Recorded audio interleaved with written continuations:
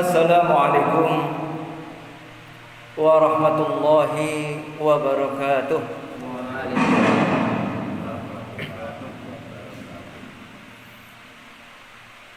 Alhamdulillahilladzi ja'ala samsa diya'a wal qamara nura wa qadaruhu manazila li ta'lamu adada as-sinin wal hisab. أشهد أن لا إله إلا الله وحده لا شريك له وأشهد أن محمدا عبده ورسوله لا نبي بعده اللهم صل وسلم وبارك على محمد وعلى آله وأصحابه ومن تبعهم بإحسان إلى يوم الدين أما بعد. قال الله تعالى في كتابه الكريم أعوذ بالله من الشيطان الرجيم ومن آياته الليل والنهار والشمس والقمر لا تسجدوا للشمس ولا للقمر wasjudu lillahi alladzi khalaqahunna in kuntum iyyahu ta'budun. Hadirin wal hadirat jamaah salat kusuf atau gerhana matahari yang dirahmati Allah Subhanahu wa taala,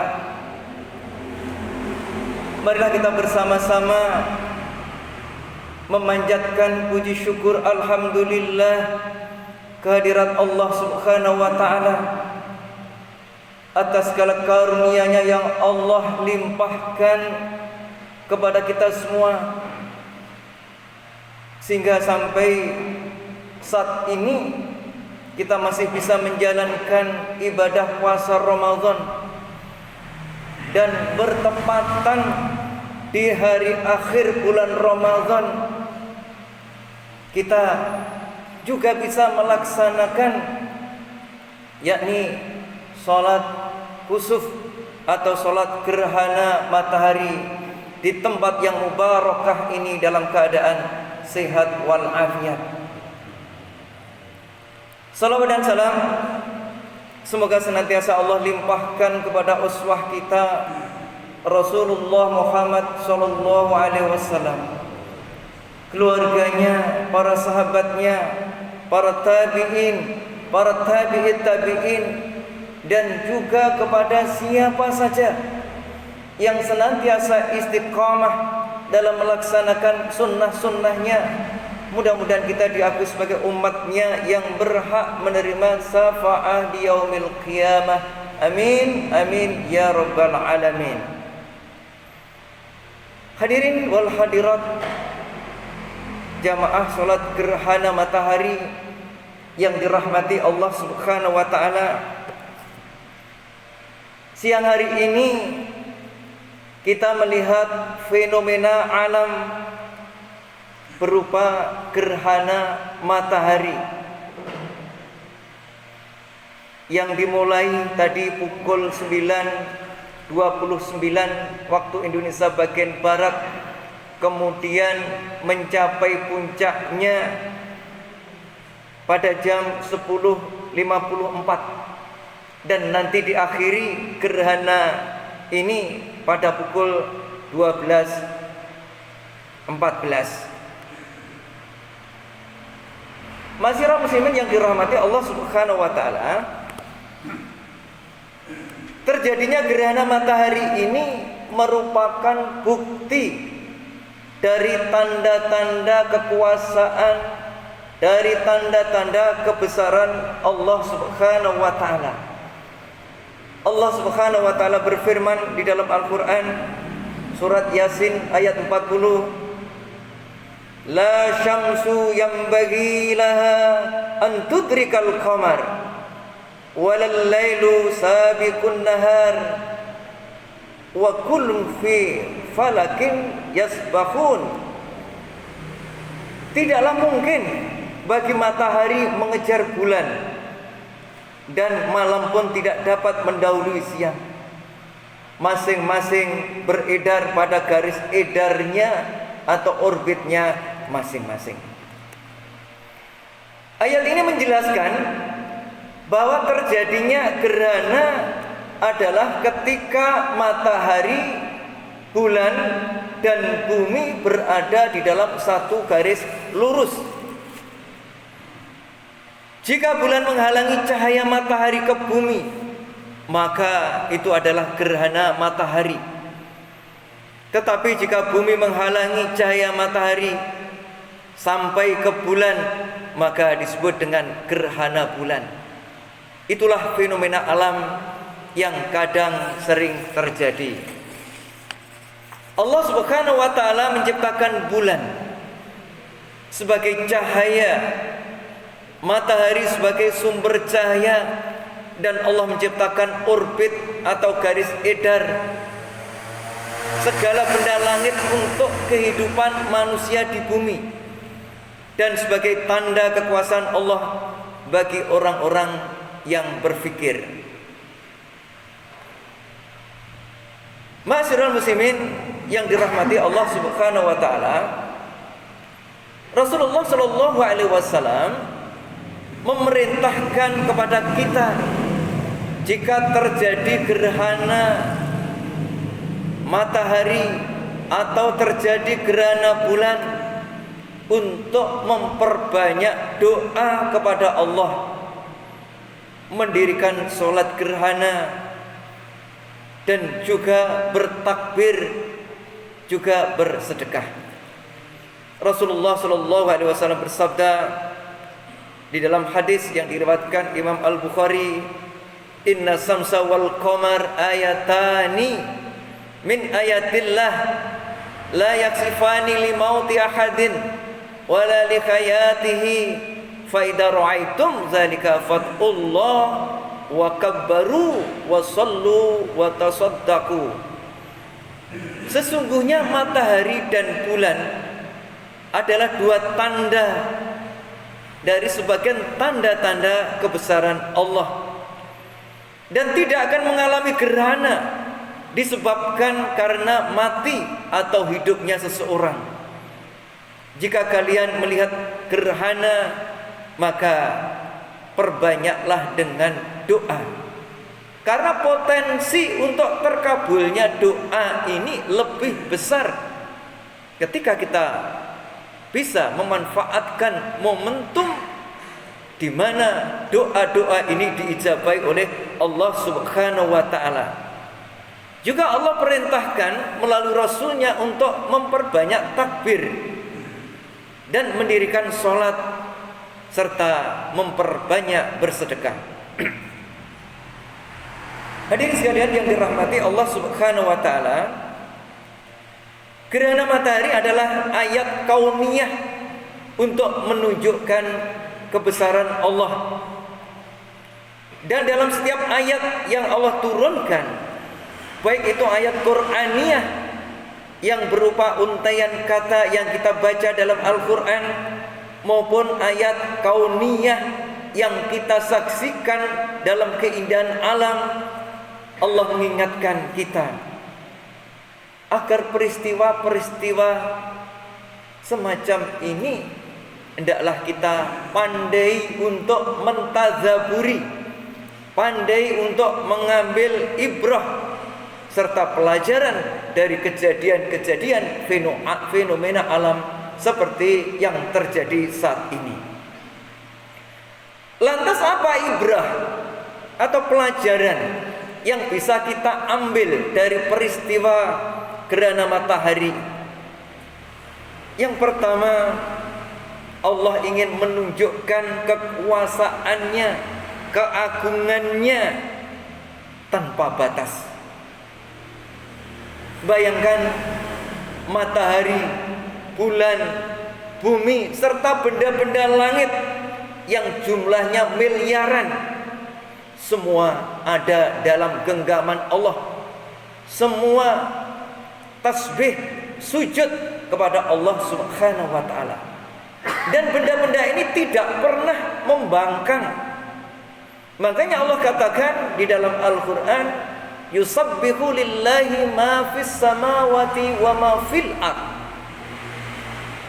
Bertasbih semua benda-benda yang ada di alam ini, baik itu benda langit ataupun makhluk hidup, semua yang ada di langit dan di bumi ini tasbih dan tidak pernah membantah. Ketika pagi hari matahari harus terbit, maka wajib matahari untuk muncul terbit.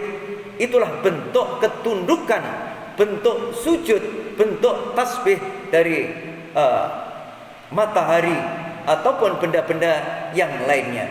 Demikian juga ketika pada sore hari matahari harus tenggelam, maka matahari sami'na wa ta'na, tidak pernah membantah, tapi tasbih, tapi sujud dengan apa yang Allah perintahkan. Termasuk di dalam mengawali bulan Ramadan, bulan Syawal ataupun bulan-bulan yang lain. Ini sesungguhnya bulan itu tidak pernah bersembunyi.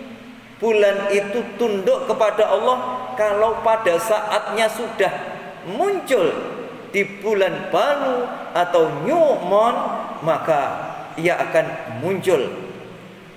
Hal inilah Allah Subhanahu wa taala memberitahukan di dalam Al-Qur'an, banyak di dalam ayat-ayat Al-Qur'an, agar menjadikan matahari dan bulan ini adalah dengan menghitungnya.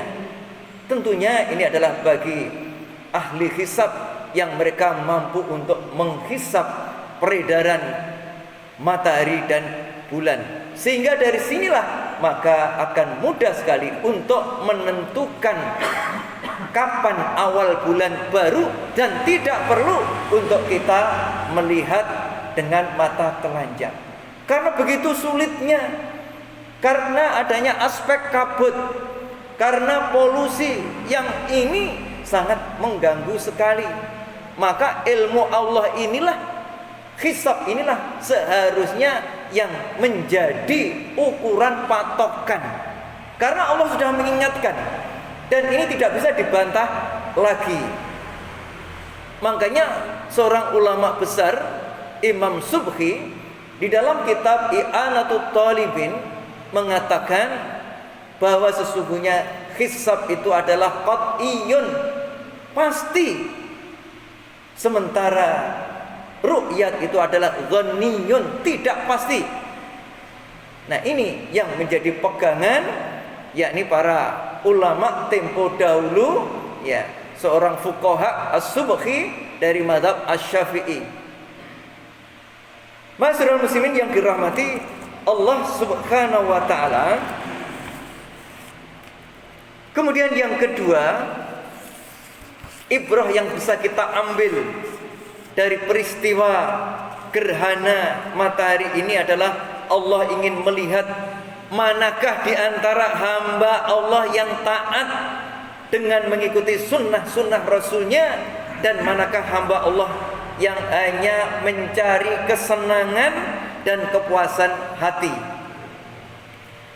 Jika hari ini kita melaksanakan sunnah-sunnah yang diajarkan oleh Rasulullah SAW, berarti kita itu adalah pengikut Nabi Muhammad yang sebenarnya.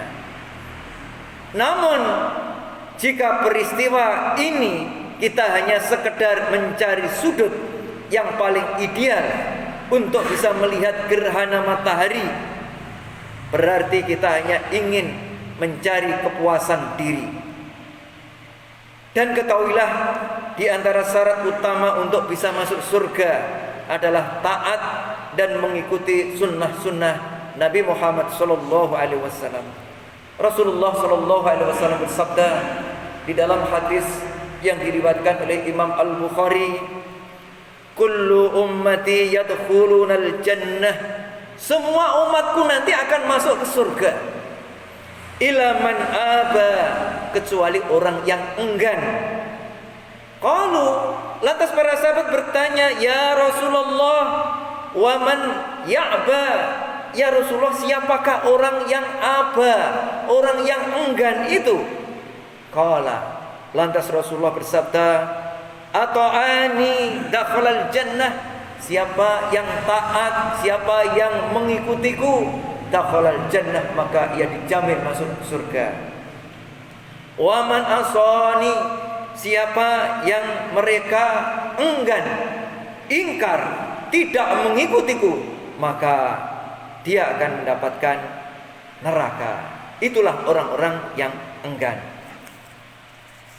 Rasulullah pun juga bersabda di dalam satu hadis yang diriwayatkan oleh Imam At-Tirmidzi. Rasulullah bersabda, "Wa man ahya sunnati faqad akhabbani, wa man akhabbani kana ma'i fil jannah." Siapa yang menghidup-hidupkan sunnahku, berarti ia adalah mencintaiku. Dan barang siapa yang mencintaiku, maka ia akan bersamaku di surga. Bapak Ibu hadirin sekalian yang dirahmati Allah Subhanahu wa taala. Sehingga bentuk kecintaan kita kepada Allah, kepada Rasul-Nya adalah dengan cara mengikuti teladan petunjuk-petunjuk yang dibawa oleh Rasulullah sallallahu alaihi wasallam. Termasuk pada hari ini kita mengikuti sunnah yang diteladankan, yakni melaksanakan sholat gerhana matahari. Ini adalah merupakan bukti kecintaan kita kepada Rasulullah sallallahu alaihi wasallam. Ma'asyiral muslimin yang dirahmati Allah Subhanahu wa taala. Kemudian yang ketiga yang bisa kita ambil pelajaran atau ibrah dari peristiwa terjadinya gerhana matahari ini adalah semakin menambah kecintaan kita kepada Allah. Dengan melaksanakan sholat gerhana ini, insya Allah pada hari ini kita semakin cinta kepada Allah. Cinta yang dilandasi rasa kekaguman atas kekuasaannya, atas kebesaran Allah terhadap benda-benda di langit dan di bumi ini. Maka dengan terjadinya fenomena alam ini, kita mengagumi atas kebesaran, tanda-tanda kekuasaan Allah. Inilah yang sesungguhnya menjadikan kita menjadi orang-orang yang mencintai Allah. Ma'asyiral muslimin yang dirahmati Allah Subhanahu wa taala, cinta yang dilandasi keinginan untuk menjadi hamba yang selalu dilihat berada bersama orang-orang yang bersegera melakukan kebaikan, yang menjadikan setiap detik kehidupannya sebagai aktivitas ibadah kepada Allah Subhanahu wa taala. Dalam setiap lembar kehidupan yang kita lalui dan dalam setiap peristiwa besar yang kita kagumi, karena kita telah mengikrarkan dengan sepenuh keyakinan bahwa sholat kita, ibadah kita, hidup dan mati kita, semua kita persembahkan kepada Allah Azza wa Jalla. Allah Subhanahu wa taala berfirman di dalam surat Al-An'am ayat 162, "Qul inna salati wa nusuki wa mahyaya wa mamati lillahi rabbil alamin, la syarika lahu wa bidzalika umirtu wa ana awwalul muslimin." Katakanlah, sesungguhnya sembahyangku, salatku, ibadatku, hidupku dan matiku hanyalah untuk Allah, Tuhan semesta alam. Ma'asyiral muslimin yang dirahmati Allah Subhanahu wa taala. Kemudian ibrah atau pelajaran yang keempat dari kejadian gerhana matahari ini adalah untuk menguji manusia. Apakah di antara mereka masih ada yang menimbun sisa-sisa kejahilian di dalam hatinya, sehingga mempercayai hal-hal yang mistis dan mengaitkan dengan gerhana matahari. Ternyata di zaman Nabi pun kejadian itu pun juga ada. Di antaranya adalah ketika Ibrahim anaknya Rasulullah Shallallahu Alaihi Wasallam yang ketika itu meninggal dunia dan bertepatan dengan gerhana matahari. Lantas perkiraan masyarakat ketika itu bahwa ternyata gerhana matahari ini disebabkan karena meninggalnya putra Rasulullah Shallallahu Alaihi Wasallam, yakni adalah Ibrahim. Dan ini ditolak, ini tidak benar. Makanya Rasulullah Shallallahu Alaihi Wasallam menjelaskan di dalam suatu hadisnya yang diriwayatkan oleh Imam Al-Bukhari, inna samsa wal qamar la yankisafani li mauti ahadin wala li hayatihi fa idza ra'aitum fasallu wad'ullah. Sesungguhnya gerhana matahari dan bulan tidak terjadi karena kematian atau lahirnya seseorang. Jika kalian melihat gerhana tersebut, maka sholatlah dan berdoalah. Inilah yang diajarkan oleh Rasulullah Shallallahu Alaihi Wasallam, ini untuk mengikis habis mitos-mitos kepercayaan yang ada di tengah masyarakat. Kalau konon kabarnya, kalau di Jawa itu berhubungan terjadinya misalkan gerhana bulan ini karena adanya kekuatan, yakni adalah buto ijo yang mereka akan melahap bulan.